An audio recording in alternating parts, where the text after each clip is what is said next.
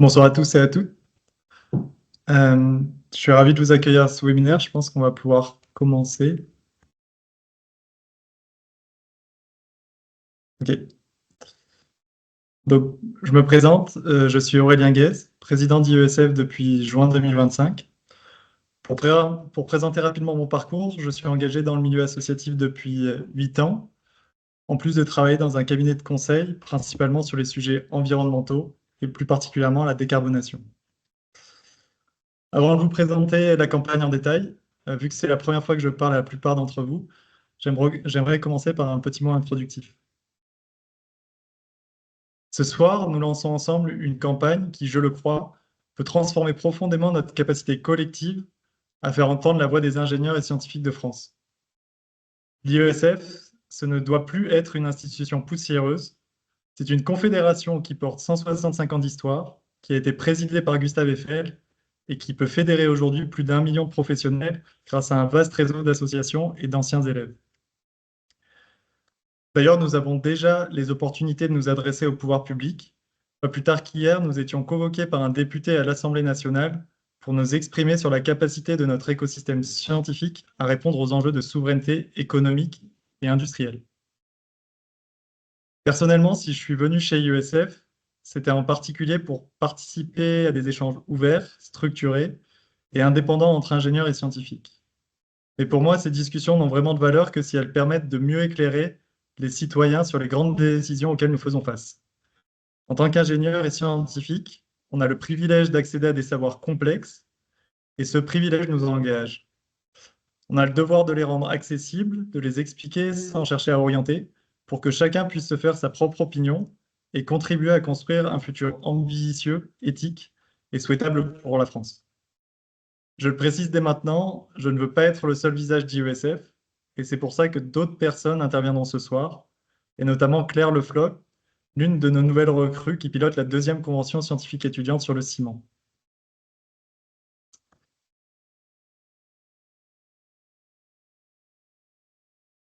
Laissez-moi maintenant vous présenter le déroulé de ce webinaire. Je vais vous présenter ce soir les grands enjeux adressés par IESF. Je laisserai ensuite la parole à Gaëlle Coutan, directrice communication de l'École des mines de Paris, avec qui nous partageons nos ambitions et collaborons étroitement. Je vous présenterai ensuite les 6 projets structurants en réponse aux enjeux soulevés. Claire vous donnera un peu plus de matière sur une des 2 conventions menées cette année par IESF. Enfin, je vous expliquerai comment vous pourriez contribuer à la réussite de cette campagne. Et on finira la session par des réponses à vos questions dans le chat. Je m'excuse par avance, mais vu le nombre de personnes connectées, nous ne pourrons pas ouvrir les micros, mais l'équipe IESF se chargera de regrouper les questions et d'essayer d'en faire remonter un maximum.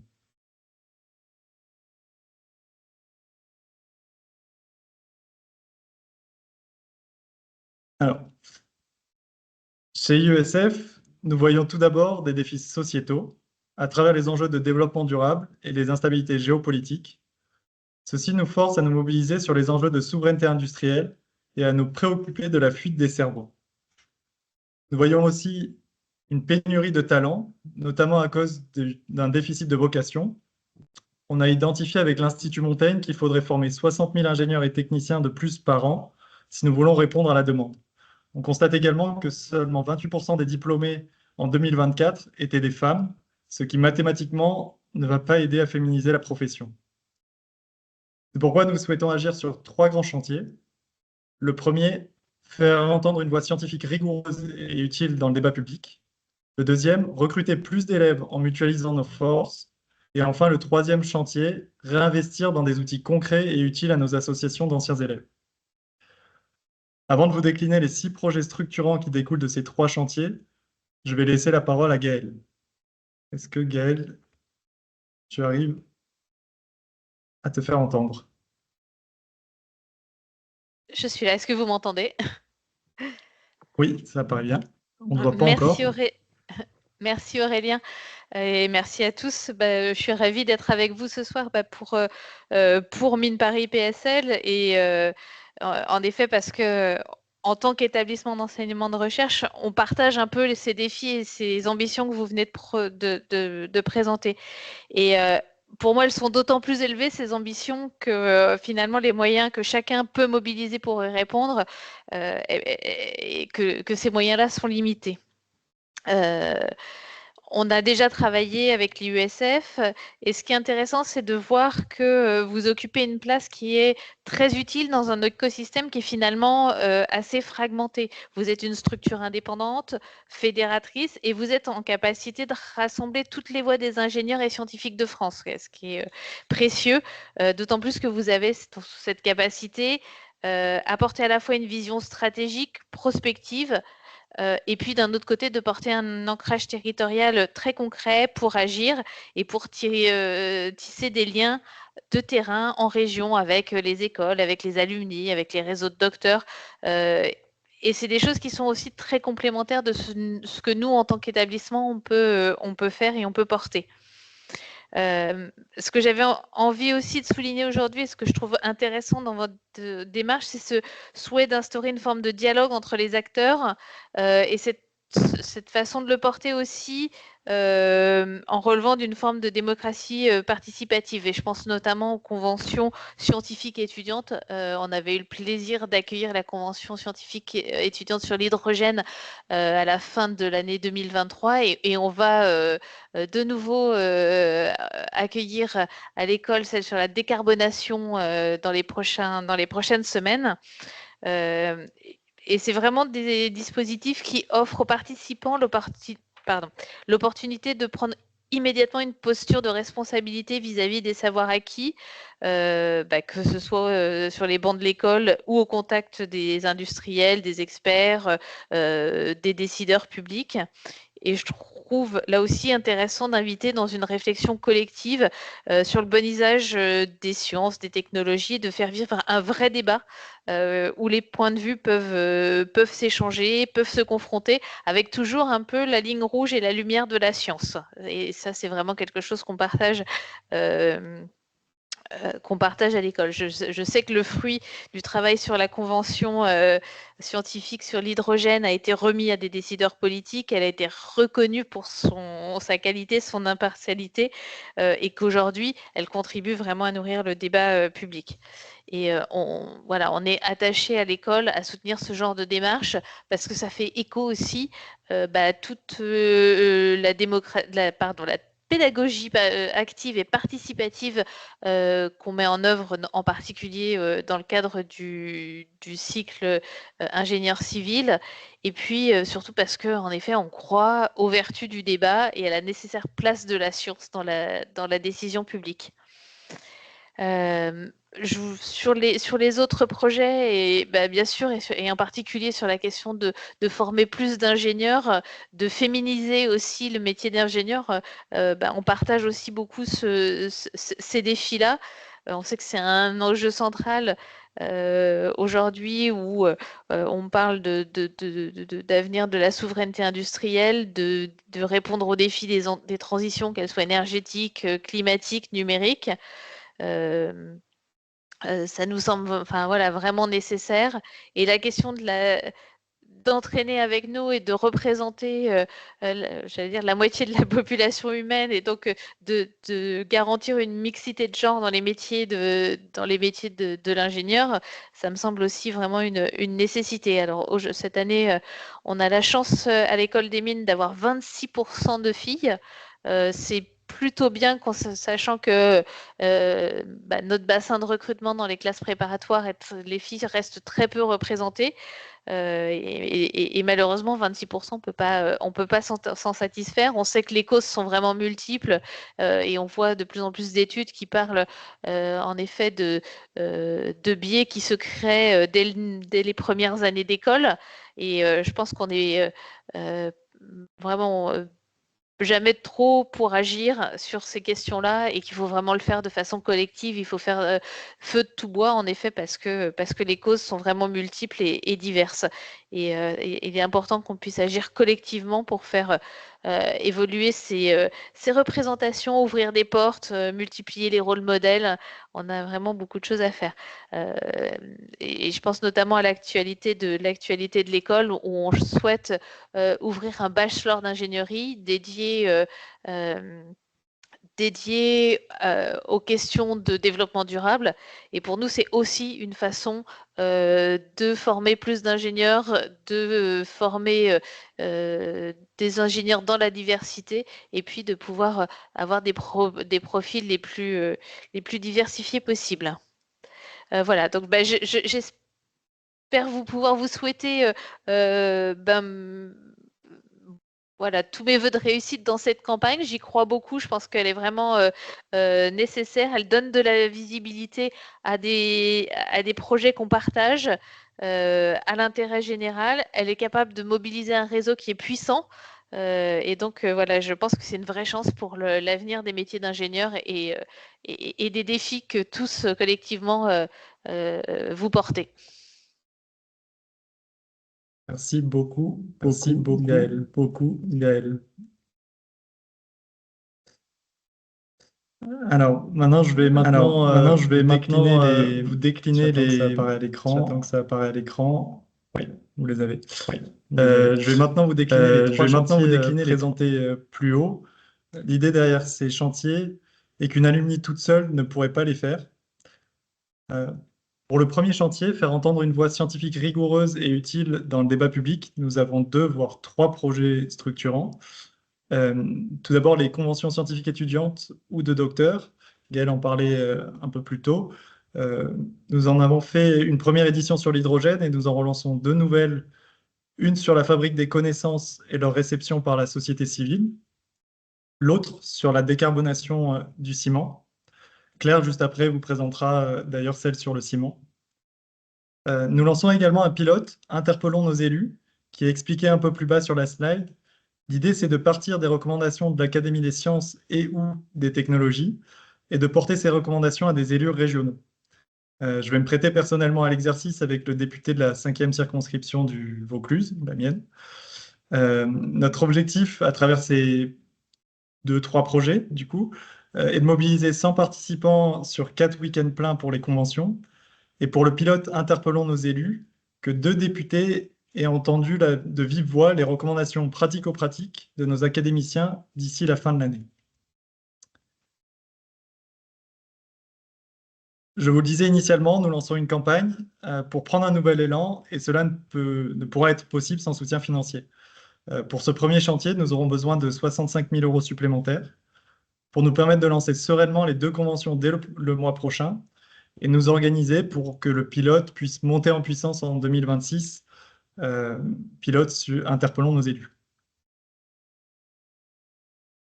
Pour le deuxième chantier, motiver plus de jeunes en mutualisant nos forces, nous souhaiterions mettre en place une plateforme de coordination nationale partagée avec un certain nombre de partenaires pour mutualiser nos efforts de promotion du métier de l'ingénieur et du scientifique, une des activités phares chez IUSF. L'objectif serait de monter à 1500 interventions dans les collèges, contre environ 1000 ces 2 dernières années.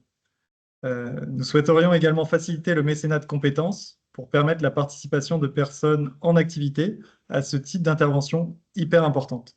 Là aussi, nous n'arriverons pas à le faire sans un soutien important de 60 000 €. Et pour le dernier chantier, réinvestir dans des outils concrets et utiles à nos associations d'anciens élèves.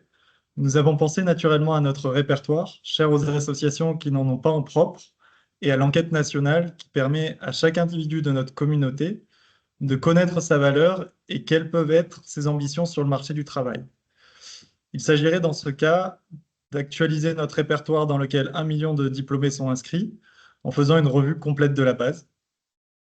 Et pour l'enquête, de la rendre encore plus visible auprès de notre communauté. Vous avez maintenant compris comment ce tableau fonctionne.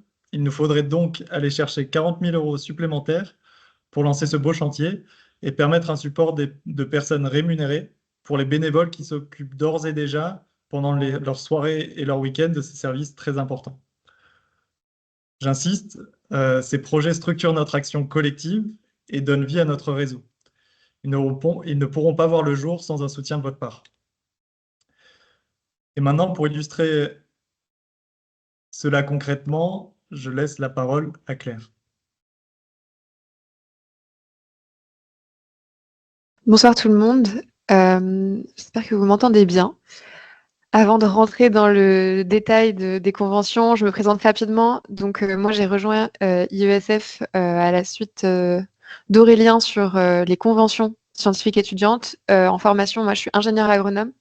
J'étais à AgroParisTech et je suis spécialisée en politique environnementale, notamment et en intelligence collective. Donc, j'ai pris le lead de la convention scientifique étudiante actuelle sur la décarbonation de la construction en ciment-béton. Mais avant de rentrer dans le détail de cette convention, je vais vous expliquer un peu plus globalement pourquoi on a choisi ce médium, pourquoi on pense que c'est intéressant et pertinent, qu'est-ce qu'on a déjà fait, à savoir la convention hydrogène, pour les personnes qui n'auraient pas forcément suivi en détail ce projet, et rapidement aussi la convention scientifique connaissance qui a lieu cette année également. Donc beaucoup de choses qui se passent. La dernière vous avez sûrement déjà entendu parler des conventions citoyennes, comme celle qui a été lancée sur le climat par le CESE, donc le Conseil économique, social et environnemental. Le principe, il est assez simple, mais il est puissant. L'idée, c'est qu'un panel de personnes non initiées ou peu initiées, dans le cadre des conventions sur le climat, c'était des citoyens, sont tirés au sort, sont accompagnés par des experts, des expertes, et travaillent en intelligence collective sur un sujet majeur pour proposer des solutions concrètes.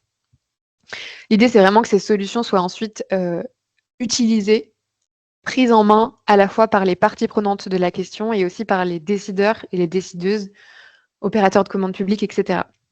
Donc à IESF, ce qui avait été initié sur la convention hydrogène, c'était d'adapter ce modèle aux sciences et aux techniques en lançant des conventions scientifiques étudiantes. Donc plus des citoyens, mais vraiment des étudiants et étudiantes scientifiques sur un sujet spécialisé. La première expérience sur l'hydrogène, je vais rentrer un peu plus dans le détail, a déjà été faite, a déjà été réalisée. C'est un rapport que vous pouvez consulter. Il y aura le lien sur les slides, mais il est aussi disponible sur le site des conventions IESF, donc n'hésitez pas à aller le consulter. C'est une expérience qui est assez forte, qui a rassemblé 28 établissements différents d'enseignement. Donc Gaëlle en parlait juste avant, mais il y avait vraiment un enjeu de rassembler des structures différentes, de créer du lien au sein des écoles qui parfois sont un peu sectorisées, un peu cloisonnées. Pendant la convention hydrogène, il y a aussi eu 40 experts et expertes de différents endroits, donc secteur privé, secteur public, recherche, gouvernement, etc., qui ont pu prendre la parole et exposer leur vision au panel. Et ensuite, le rapport a vraiment été couronné de succès puisqu'il a été remis au ministre de l'Énergie et de l'Industrie, Roland Lescure, et il était sous son haut patronage. Donc ça a vraiment été un projet fort qui a abouti aussi à une priorisation des différents usages de l'hydrogène qui est aussi, comme l'avait verbalisé Gaëlle, encore une bonne base aujourd'hui. Avant de rentrer encore dans la convention ciment-béton, on a une autre convention qui se déroule cette année, en 2025-2026, qui est la convention scientifique connaissance, tout en bas de la page. Elle est en bas, pas parce qu'elle est moins importante, mais simplement parce que je vais moins en parler. Mais elle est sous le haut patronage du président de la République. Elle commencera aussi au mois d'octobre. Et il y aura, on va déployer cette même méthodologie sur la question des connaissances et de leur appropriation dans l'espace, dans la société civile. Si vous avez plus de questions, évidemment, on verra ça plus tard, on pourra s'en parler. Je rentre maintenant dans le sujet de la convention de la décarbonation de la construction ciment-béton. L'idée, c'était de voir qu'aujourd'hui, le ciment, c'est en France quasiment 12% des émissions et à l'échelle du monde, c'est 8% des émissions de CO2. Donc, c'est un énorme pôle de carbone. Et on vous laisse poser la question de selon quelles modalités et à quelles conditions décarboner le ciment, en particulier le béton utilisé pour la construction, pour participer pleinement à l'atteinte des objectifs de neutralité carbone en 2050 et quels procédés et innovations prioriser. Cette belle problématique, on va se poser la question avec un panel de 50 élèves qui va être tiré au sort là tout prochainement. La fin du tirage au sort, c'est ce soir. Si jamais vous êtes en lien avec des élèves, n'hésitez pas à leur transférer le lien. Il faudrait qu'ils s'inscrivent avant minuit, mais il y a encore une ouverture de candidature. Et je rebondis encore sur ce qu'a dit Gaëlle. Pendant ces 4 rencontres de Paris, enfin qui se dérouleront à Paris, on va vraiment mettre l'accent sur la mixité. Donc dans ce panel, on tirera 50% de femmes, 50% d'hommes.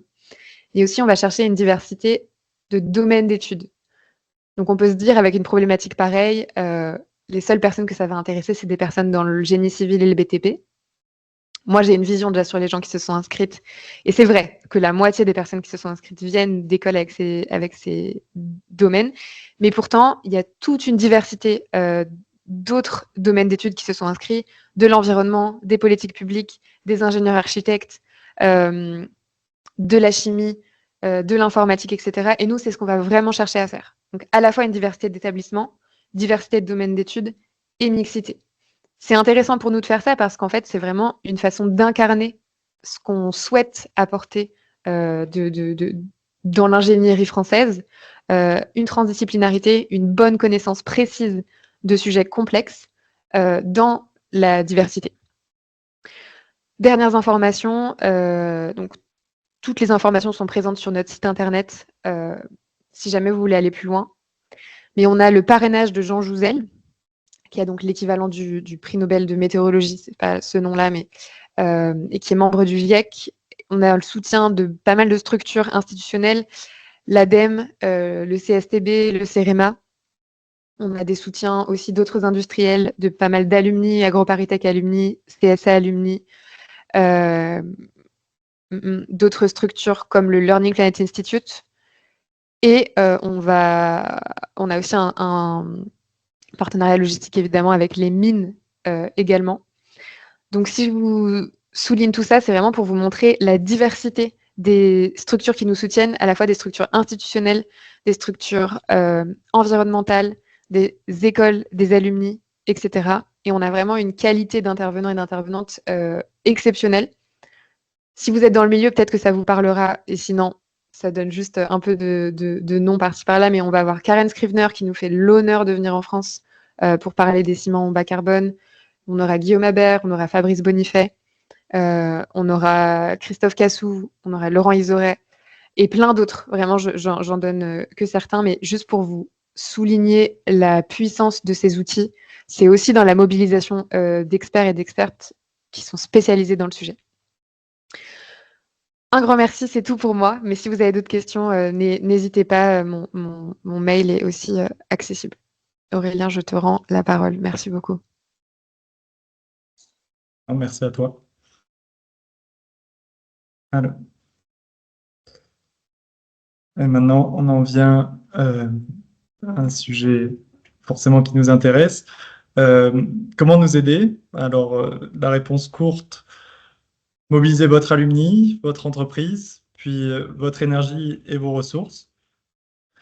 En tout premier lieu, il est important que vous adhériez à votre alumni. Ce sont elles qui sont membres d'IESF et qui permettent à IESF d'exister.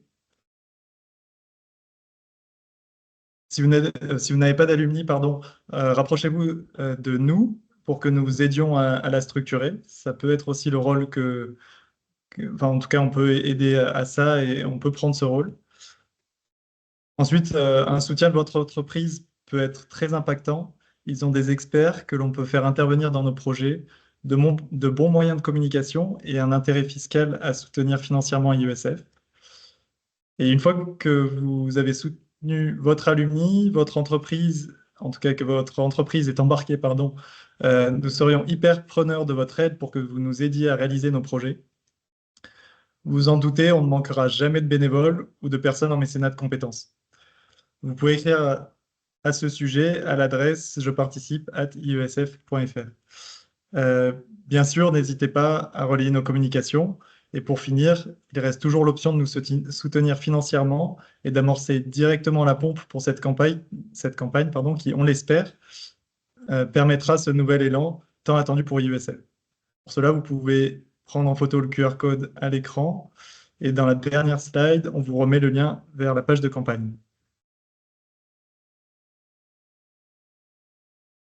Ah oui, il y a cette slide aussi. Depuis le lancement, nous avons réussi de nombreux témoignages d'intérêt. Nous avons reçu, de nombreux témoignages d'intérêt et ça, c'est encourageant. Pour aller vite, Jacques nous a dit qu'il était fier que son alumni soutienne IESF, que ce que l'on fait est essentiel pour nos jeunes.